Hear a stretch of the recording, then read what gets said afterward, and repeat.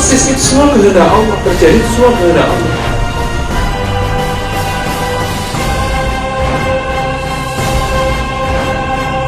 نستعينه ونستغفره ونستهديه ونعوذ بالله من شرور أنفسنا وسيئات أعمالنا. اللهم صل وسلم وبارك على نبينا وحبيبنا محمد وعلى آله وأصحابه ومن تبعهم بإحسان إلى يوم الدين. أما بعد.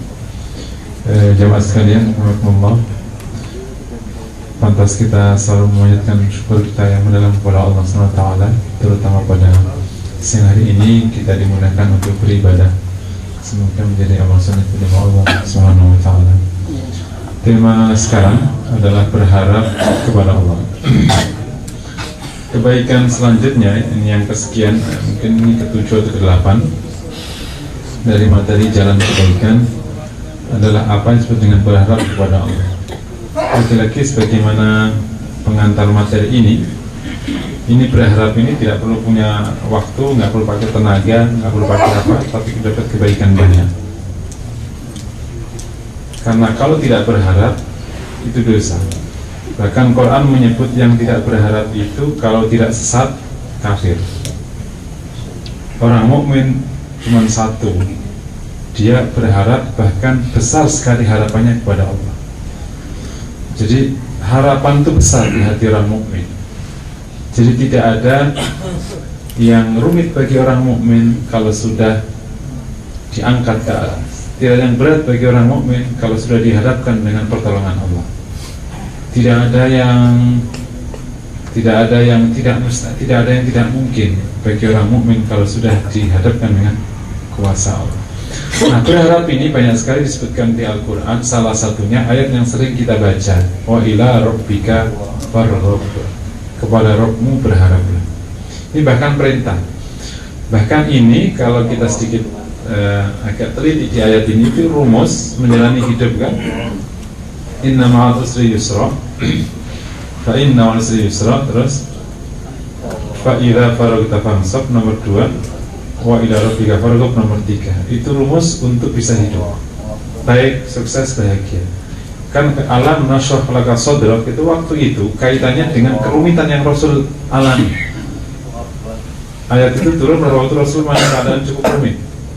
Kemudian 3 itu atau 4 ayat tapi menjadi 3 perkara itu sebagai rumus agar kita bisa menapaki hidup dengan baik meskipun di tengah kerumitan. Pertama, inna ma'al usri yusra, sebuah keyakinan bahwa Allah selalu dampingkan kerumitan itu dengan kemudahan. Allah dampingkan kemudahan bersamaan kerumitan. Jadi kalau kita punya kerumitan, kamu harus bahagia. Itu unik kan? Kenapa? Karena Allah dampingkan kemudahan bersama kerumitan. Itu betul itu. Dan kalau kita teliti dalam kehidupan kita, setiap ada kerumitan sebenarnya ada kemudahan di belakangnya. Di balik sedikit kemudahan. Di belakang PHK itu peluang kau menjadi pengusaha. Nah, serius. Kalau Allah tidak PHK-kan kalian, jadi pegawai semacam kalian. Karena kalau disuruh keluar sendiri itu gak ada yang mau. Baru jadi pengusaha, minimal pengusaha kecil gitu. Itu misalnya di belakang anakmu yang susah dikelola, itu adalah kecerdasanmu untuk bisa mengelola anak yang miskin. Nanti kalau punya cucu udah gampang. Demikian, itu yang seperti dikatakan oleh para motivator, bahwa soal hidup salah satunya kerumitan adalah cara dari Allah untuk membuat kapasitas otakmu meningkat. Karena kalau tidak dikasih soal, otakmu tidak bekerja, tidur, ngantuk, mencas, ngiler. Benar kan? Kenapa Nabi demikian besar? Soal Nabi berat sekali. Tiada hari kecuali ada soalnya. Enak-enak ngomong baik-baik sama pamannya, caci maki. Bayangin. Nah, kita belajar untuk menanggapi caci makian. Jadi akhirnya meningkat kapasitasnya dan seterusnya.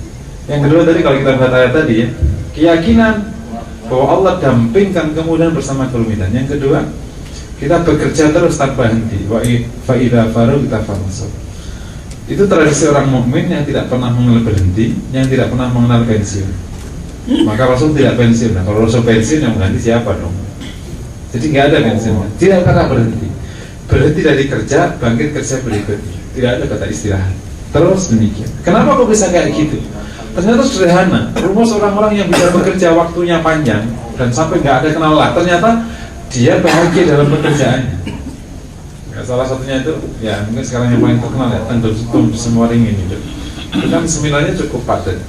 Dan dia mengatakan, kok nggak capek? Iya, mau bahagia di situ. Orang mukmin itu bahagia dalam bekerja, karena setiap bekerja merupakan panggilan jiwanya kalau bahasa orang sekarang.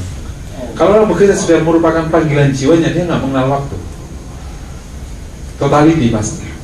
Maka dia tidak pernah capek, nggak pernah lelah. Makanya begitu selesai bangkit, habis selesai ukut kala langsung ngejar ke badan, nggak pakai istirahat. Kemudian pulang lagi berikutnya. Jadi kalau melihat sahabat laki-laki, sahabat, kenapa cerita sahabat mulut ya? Karena dia mulia dan dia sempurna, ya baik. Masa kita cerita orang sekarang? Enggak. Kalau orang-orang liberal ngeritik kita karena kita sering berorientasi ke masa lalu, lah iya kita punya masa lalu baik, kita nggak punya masa lalu baik. Jadi ya bilangkan kita berorientasi masa lalu kan ada standarnya. Jadi 54 kali lebih perang selama 9 tahun per 2 bulan perang. Gimana menyiapkannya, gimana buat anaknya, buat apa gitu ya. Tapi tetap aja jalan, nggak pakai berhenti. Berhenti naik, berhenti terus. Itu pun juga masih ada bab-bab yang lain. Jadi demikian ini ya, ketatnya jadwal mereka. Yang nomor 3 ini yang kita bicarakan, kepada rohmu berharaplah. Bahkan kalau menggunakan ilmu nahwu ini berlaku hukum hanya kepada Allah.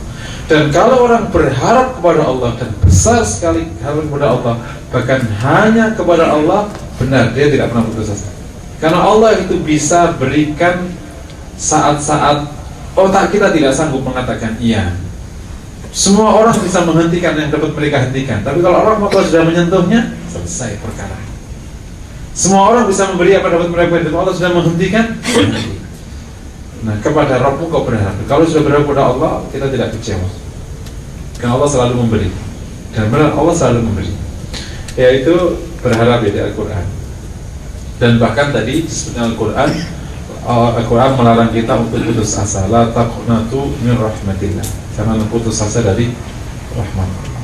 Jadi putus asa itu dosa. Jangan dianggap nggak dosa ya. Kalau kita bicara larangan berarti an-nahyu yadullu alal hurmah. Larangan menunjukkan haram. Jadi karena seringnya kita ngaji fikih, dan kalau ngaji fikih itu kan kaitannya dengan tindakan fisik ya. Fikih itu kan kaitannya dengan pertama kali pasti toharo, ujungnya pasti bab jihad. Udah, itu terakhir. Kalaupun batal ada bab da'awat, kita doa-doa, itu di belakang fikih. Jadi nggak ada larangan yang bersifat hati, nggak ada dibahas di fikih, nggak ada. Dan dia nggak dosa.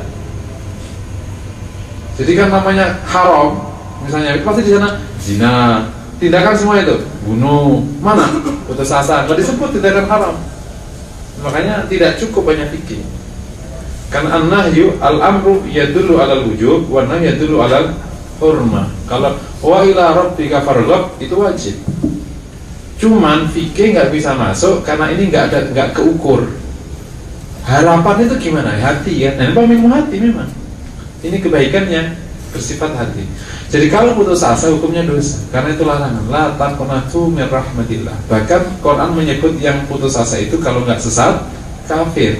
Berat sebenarnya. Jadi orang mukmin itu besar sekali harapannya. Kita saksikan Rasulullah SAW. Bagaimana harapannya besar di tengah jepitan penolakan bertubi-tubi dari orang yang dekat padanya, dari keluarganya. Kisah populer ya, malaikat akhirnya turun karena sudah terusir dari Mekah. Kemudian masuk ke Taif keusir lagi, bahkan anak-anak kecil melempari batu sampai Rasul bercucuran darah kakinya. Saking sedihnya Rasul sampai tidak tahu dia itu jalan di mana. Kan dikisahkan kepada Aisyah, ya Rasulullah, apakah ada saat yang sangat sedih yang membuat kau lebih sedih daripada waktu kau ditinggal Khadijah? Ternyata ada. Itu saat kami terusir dari kaummu, kemudian sampai saya berjalan dan saya tidak pernah tahu sampai akhirnya saya ada sebuah lembah. Nah, itulah lembah di mana nanti akhirnya 2 jin turun. Dan akhirnya masuk Islam di situ. Sampai Rasul nggak tahu karena saking sedihnya. Saat itulah malaikat Jibril turun, ya Muhammad inna ma'i malakal jabal in syi'ta yutbiku alaihimul akshamin. Hai Muhammad, bersamaku malaikat gunung. Ini tentu teori fisikanya nggak ada ya, malaikat gunung yang menumpahkan. Kalau kau mau, maka dia akan tumpahkan 2 gunung ini kepada mereka. Dan mereka ini adalah orang Mekah. Ada banyak penulis sirah mengatakan yang akan ditumpahin gunung orang Taif. Tidak, itu orang Mekah, karena biang keladinya orang Mekah. Meskipun susahnya itu awalnya dari orang Taif, karena Rasul yang dilimpari batu itu awal-awal susahnya. Tapi biang keladinya orang Mekah, karena Rasul terusir itu sampai ke Taif dan terusir lagi. Segitu-gitunya, bayangin, harapannya Rasul itu tidak berhenti. Asa ayyakhruja min aslabihim man ya'budu innahum qaumun la ya'lamun. Kami harap akan keluar dari rahim mereka kaum masyarakat yang menyembah Allah. Innahum qaumun la ya'lamun. Mereka kaum yang tidak tahu. Besar harapannya kepada Allah. Oh lah jamaah kok kayak begini, nah, gitu. Doain kan. Padahal baru ngaji berapa kali. Ya pokoknya enggak benar jamaah ini, ribet. Sudah, assalamualaikum. Itu padahal sudah tahunan itu Rasul itu. Dan sudah levelnya sudah segitu. Tetap asa yakhruja min aslabihim man ya'budullah. Itulah salah satu kelebihan Rasulullah dibanding nabi yang lain. Tentu di sini masih ingat seorang ustaz. Tentu berbeda dengan Nabi Nuh. Bukan berarti Nabi Nuh memiliki kekurangan, tidak, tapi ini sikap Nabi beda-beda. La tadar al-ardi minal kafirina dayyaro. Langsung doanya, jangan sisakan di atas bumi orang kafir, habisin semua. Itu doa. Makanya habis. Kalau doa kita itu beruntung, nabinya Muhammad. Serius. Nah, kalau nabinya Nuh, la tadar la tadar al-ardi minal kafirina dayyaro. Itu doa Nabi Nuh. Maka langsung keluar banjir. Ya Allah, jangan sisakan, jangan tinggalkan di atas bumi satu pun orang kafir. Nggak ada, lenyap. Tinggal dia dan umatnya. Lenyap pada itu. Karena ada Nabi Nuh, habis, sudah selesai. Ya, tentu ini bukan kekurangan ya, ini sikap seorang nabi, beda-beda menyikapi. Dan kita beruntung sekali karena Rasul dikasih kasih sayang yang besar kepada umatnya, sehingga segitu-gitunya masih mendoakan baik. Berikutnya, optimisme yang tampak itu di beberapa kasus. Suatu ketika Rasulullah SAW pulang dari masjid dan ada seorang laki-laki iseng menempatkan debu di kepala Rasul SAW. Zainab melihatnya dan Zainab menangis. Ya Abata, lima la yaf'aluna alayya hakala, alayka hakala. Kenapa mereka memperlakukan kepadamu seperti ini? Kata Rasulullah, inni Rasulullah wa innahu lanasir, atau kama qala. Saya ini utusan Allah dan dia pasti menolongku. Dan kalimat ini berulang, tentu dengan riwayat yang berbeda. Itu terulang juga pada waktu Sulh Hudaybiyah. Ketika Umar mengatakan, apakah kami dalam kebenarannya Rasulullah? Ya. Kenapa kami merendahkan kebenaran? Kata Rasulullah, wa innahu lanasir. Ia pasti menolongku. Jadi Rasul itu benar-benar besar harapannya, sampai level yakin Allah pasti menolongnya. Tidak ada yang namanya berhenti kalah. Makanya ungkapan yang populer ya pada waktu dicoba dirayu orang Quraisy, dia mengatakan, seandainya mereka meletakkan mata di tangan kananku dan kemudian di tangan kiriku, sekali-kali saya tidak menghentikan dakwah ini sampai Allah menangkan agamanya. Dia yakin Allah menangkan agamanya atau aku gugur karenanya. Allah menangkan agamanya. Nah, itu besar sekali harapannya. Termasuk harapannya kepada umatnya untuk menjadi baik. Tidak ada berhenti harapannya dan terus didoakan baik. Makanya hampir tidak pernah ada doa Rasul untuk umatnya yang buruk kecuali beberapa kalimat kepada salah satu kaum di Jazirah Arabia, kalau nggak salah kaum Bani ada dua buruk itu cuma pada waktu itu kepada Abu Jahal ya. Kepada Abu Jahal yang lain pada waktu perang Badar. Selebihnya semuanya doa baik. Bahkan di Syama'il yang pernah saya sampaikan di sini, ada seorang sahabat yang ingin mendoakan buruk kaumnya. Rasul bahkan mengatakan, Allahumma hdi Dausan. Ya Allah, berikan hidayah Bani Daus. Padahal kaumnya itu, sahabat yang dari Daus itu minta supaya didoakan azab.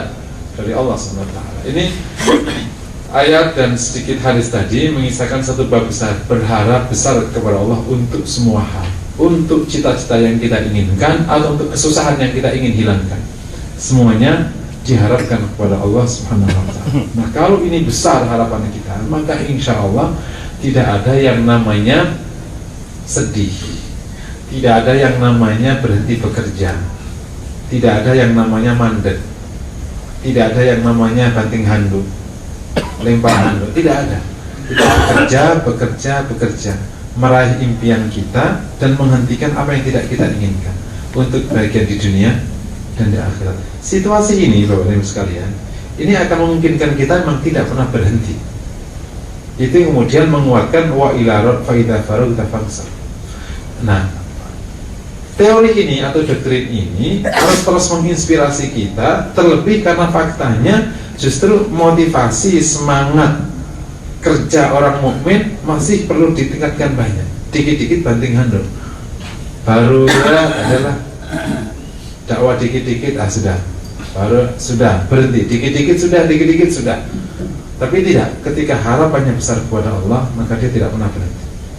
Langsung ke poin berikutnya, karena waktu gak banyaknya, agar kita punya harapan yang kuat kepada Allah Subhanahu wa ta'ala. Seulang lagi, dan ini sebuah kebaikan.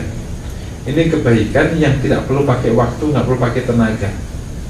Begitu hati atau jiwa terus berharap pada Allah, berarti kita punya kebaikan sepanjang hayat. Jadi ngarap pada Allah itu sudah satu kebaikan, bahkan bisa besar sekali harapannya. Jadi tentu nggak sama dengan ibadah-ibadah tenaga kan. Kalau amalul qulub itu unik, amalul qulub, ibadah hati itu unik sekali karena dia tidak pakai waktu, tidak pakai tenaga. Sekedar menanamkan berharap besar kepada Allah, satu kebaikan. Dan Imam Baihaqi menetapkan di cabang iman, Syu'abul Iman, cabang iman ke-11.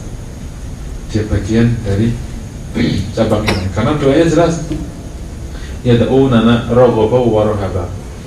Doa kepada kami berharap dan takut. Khaufau wa tama'a, takut dan berharap. Demikian terus diulang-ulang. Agar kita memiliki suasana batin yang penuh harapan kepada Allah, pertama ma'rifatullah, harus kenal Allah secara baik. Saya berikan contoh sekilas saja, ini mirip di bab-bab yang lain, ini mirip semuanya. Ma'rifatullah itu adalah muara untuk semua kerja hati, tentu dengan makna yang sebenarnya ya, bukan makna yang level syariat, hakikat ma'rifat, bukan itu ya. Ini ma'rifat dalam arti bahwa kondisi batin yang didukung oleh emosi dan akal untuk mengetahui Allah, dan kemudian dia merasakannya dan kemudian membuktikannya, namanya ma'rifatullah. Jadi bukan sekedar tahu secara otak Allah Maha Kuasa, tahu otak, bukan. Kalau engkau tahu Allah Maha Kuasa, kenapa mesti sekarang begini? Kenapa mesti sekarang berhenti? Kalau kau tahu Allah itu Maha Penyayang, Ar-Rahman, kenapa kau sekarang sedih? Kalau kita tahu Allah Maha Rahman, berarti kita nggak sedih, karena Allah Maha Penyayang. Itu namanya tahu. Itulah yang dipraktekkan Rasul di tengah tekanan yang demikian itu. Tidak ada suasana murung dari Rasul Sallallahu Alaihi Wasallam. Pernahkah kita lihat di hadis atau di sirah atau siapa saja yang menceritakan sebuah Rasul kemudian sore-sore seperti kita sekarang, dikit-dikit langsung garuk-garuk kepala, ya begini ikut aman di kerjaan ini. Pernah kita lihat Rasul, padahal demikian tekanannya.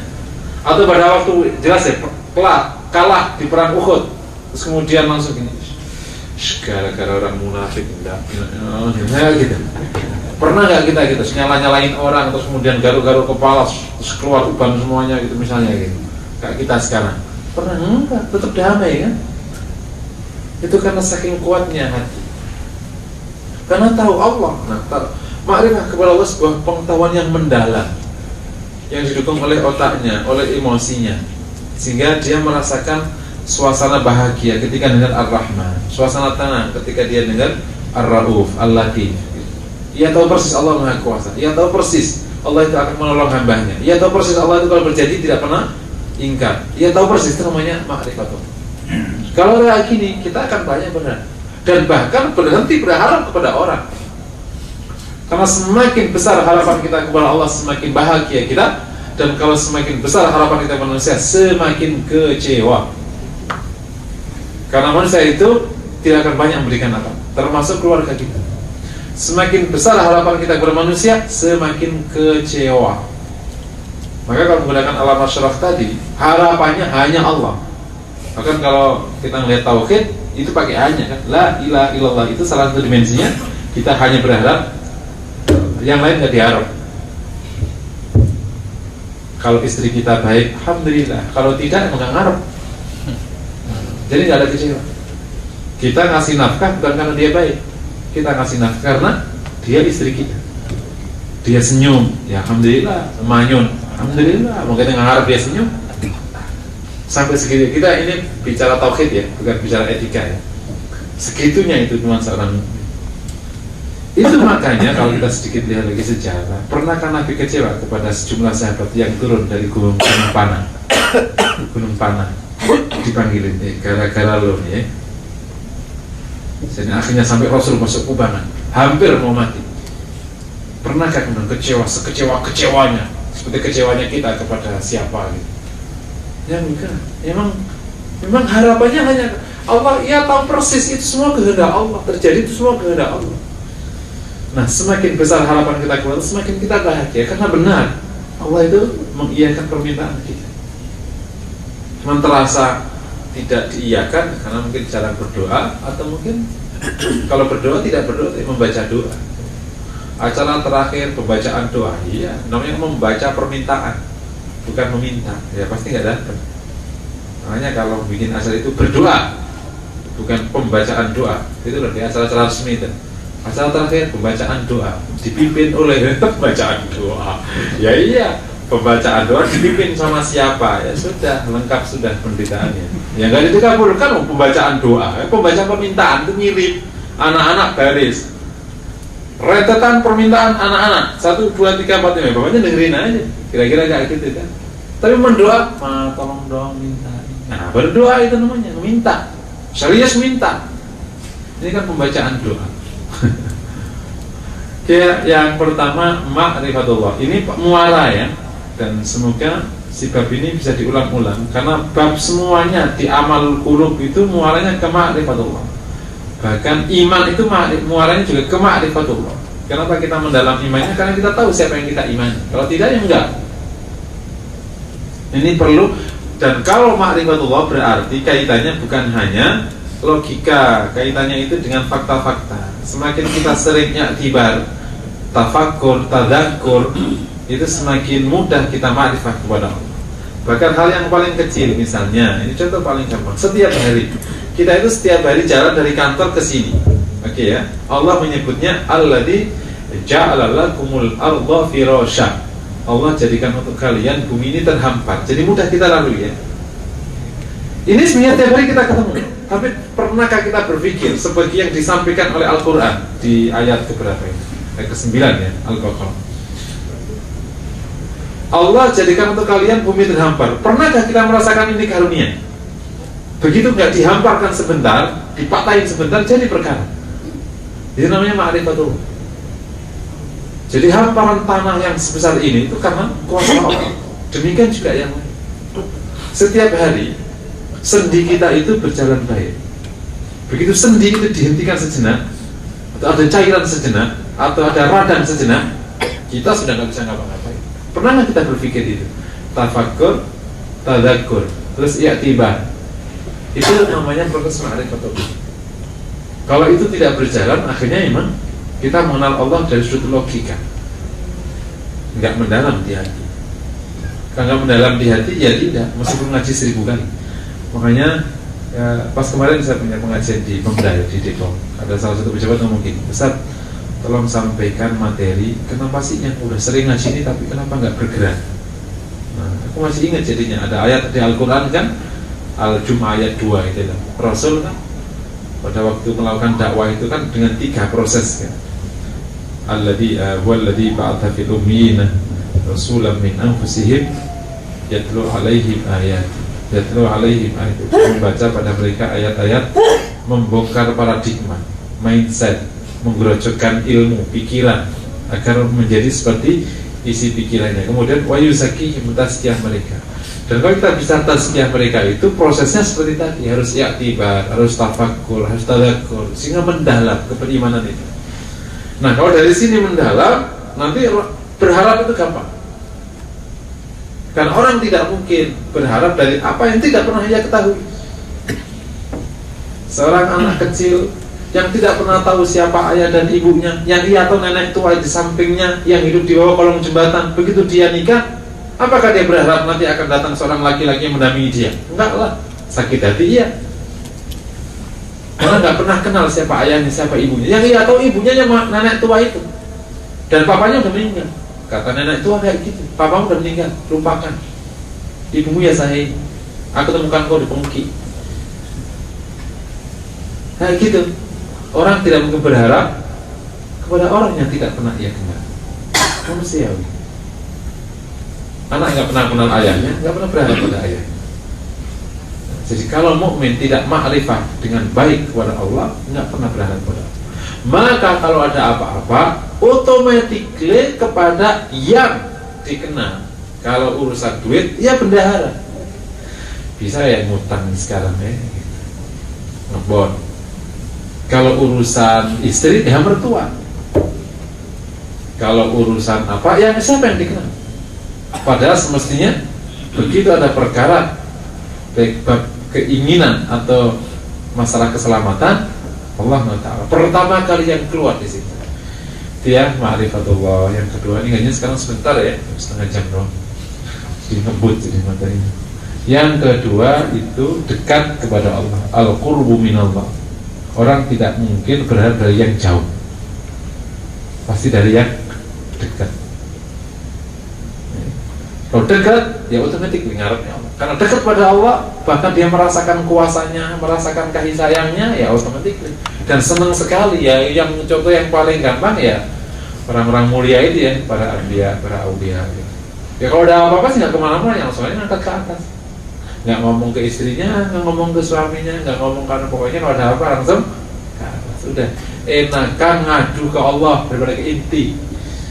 Ya jelas lah, Allah nggak pernah bisa dibanding dengan siapapun. Ngadu kepada Allah nggak pernah dicaci maki.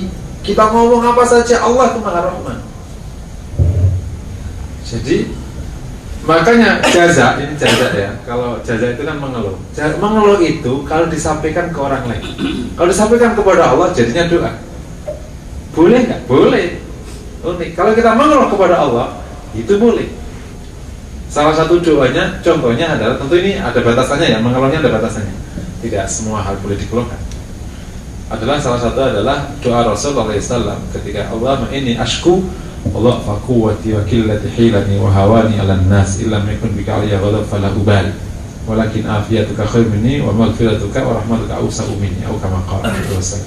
Ya Allah, saya melaporkan lemahnya diri kami, sedikitnya strategi kami, hinanya kami depan orang-orang. Kalau bukan karena murka-Mu atas kami sudah tinggalkan ini semua. Tapi keselamatanmu lebih baik daripada kami, rahmat lebih luas daripada kami. Itu kan Rasul mengadu. Boleh nggak? Boleh, sunnah. Jadi kalau dekat ngadunya kepada Allah, kalau dekat ngadunya kepada Allah. Dan yang menarik, kalau kita memang berdoa kepada Allah dan mengadu kepada Allah, Allah akan selesaikan. Persis janjinya. Kalau kita serius berdoa, Allah akan kasih. Serius berdoa, Allah akan kasih. Pokoknya berdoa aja. Dan serius berdoa, serius minta kepada Allah, yakin Allah akan kasih. Itu nomor 2 ya, yakni dekat kepada Allah. Nah, pendekatan pasti urusannya dengan banyak hal, ibadah-ibadah biasa, mulai sholat, zikir, macam-macam, sampai ibadah yang biasanya menjadi langganan orang-orang dekat, yakni apa? Ada 2, ibadah yang menjadi langganan orang-orang dekat kepada Allah. Dan ini jangan diabaikan. Yang tahu, pertama qiyamul lail, yang kedua zikir. Itu ibadah langganan orang-orang dekat. Hampir semua aulia itu langganannya zikir. Karena memang fadilahnya besar. Ibnu Hajar menyebutnya sebagai amal yang paling utama, bahkan di atas jihad. Karena apa? Karena jihad itu ditegakkan untuk iqamatul zikir, zikir kepada Allah. Nah, puncak zikir sholat. Sholat yang paling utama setelah fardu qiyamul lail. Jadi langganan para aulia pasti qiyamul lail sama itu langganannya. Pasti nggak akan sedikit itu perkara. Karena man dzakarani dzakartu, Allah mengatakan hadis qudsi.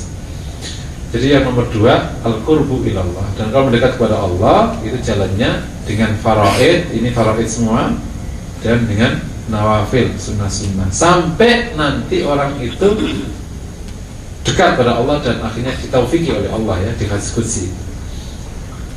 Kemudian yang nomor 3 agar kita bisa memiliki suasana hati adalah kita harus sering melihat kondisi hidup kita untuk kemudian bisa mengambil hikmah. Ternyata kalau berharap kepada Allah itu sering dikabulkan. Coba diurut deh, sering-sering aja. Dan kalau berharap sama orang itu sering kecil, dirunut aja sering. Berapa kali kita berharap, berdoa, Allah kabulkan. Kita nggak ngapa-ngapain, Allah kasih. Kira-kira gitu. Sehingga mulai timbul harapan itu. Harapan mulai timbul. Dan benar, ya ini cerita semua orang. Kalau dia serius berdoa, Allah kasih. Semua kita punya pengalaman spiritual. Cuma pengalaman itu jarang terjadi karena spiritual kita naik turun. Kalau spiritualnya kuat, seperti kondisi waktu itu, betul doanya dikabulkan terus. Kepepet, pet, istri di rumah sakit mau melahirkan sesar, gesek apa aja digesek nggak keluar duit. Misalnya gitu, apa aja digesek nggak ada duitnya.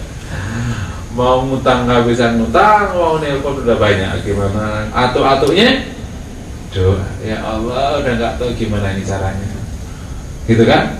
Bahkan sudah ya Allah udah nggak keluar kalimat, itu hambamu tergeletak di situ. Sudah. Itu kan saya hanya suaminya ya Allah, Engkau penciptanya. Nah itu kan, itu doa yang sudah tidak lagi bisa dibahasakan. Saya itu hanya suaminya, ini hambamu, ini hamba tergeletak di situ. Ya Allah, gitu. Gimana apa ini? Ya, insya Allah Allah akan kasih solusi. Ribuan cara dari Allah. Semua kita pasti punya pengalaman rohani. Cuma kenapa itu nggak terulang? Karena kondisinya tadi nggak memenuhi